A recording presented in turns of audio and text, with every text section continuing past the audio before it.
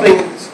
If you can make a dent in the avoidable suffering, then you have a hope that something bigger than that can be built.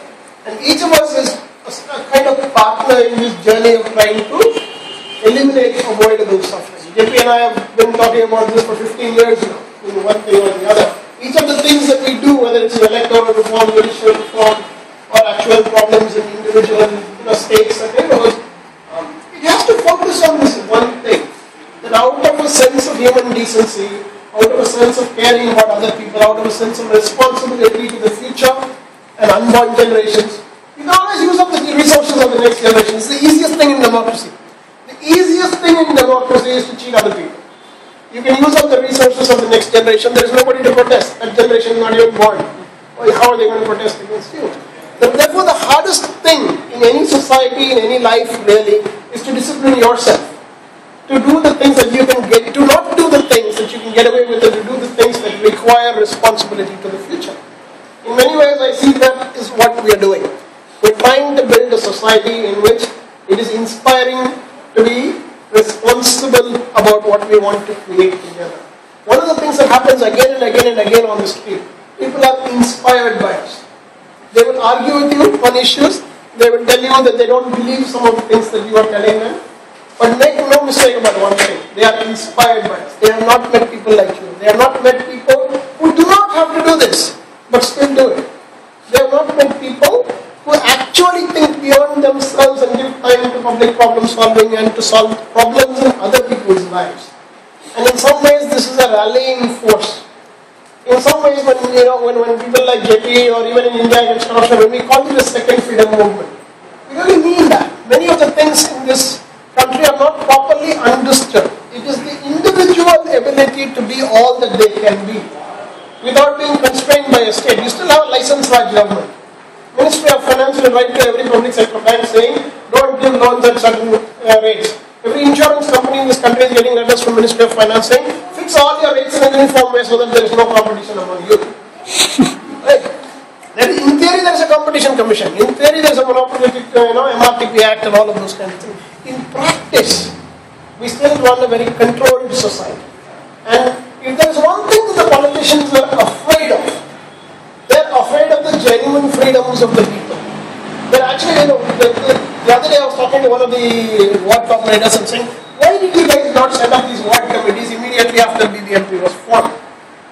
He said, the instinctive, honest and correct answer from his point of view, you understand? Fundamentally, we are holding the space that belongs to citizens. If we actually open the door to citizens, then we will get displaced. And this is the problem. This is the core of the problem. That the unfreedoms of the people have created the politics of today. What we are actually doing is a journey to fix that problem. It's not only about elections, it's not only about power and authority.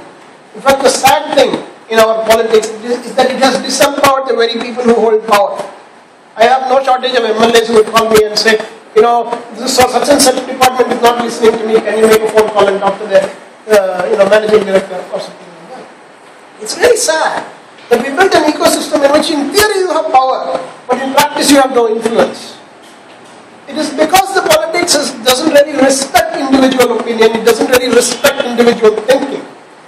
Towing the party line has become so important to the way politics is played in this country that actual representation of the people in their respective constituencies is not really happening.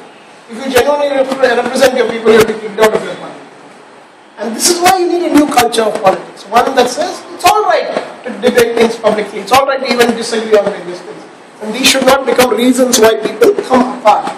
That it's possible to work together for an idea of India, despite all of these kinds of things. Each one of us has some idea of what this country can be. Each one of us has some idea of what our city can be, what our state can be. And somehow in our hearts, in our minds, we want this to come true. We want this to come true. But this will only come true when we become producers of that reality.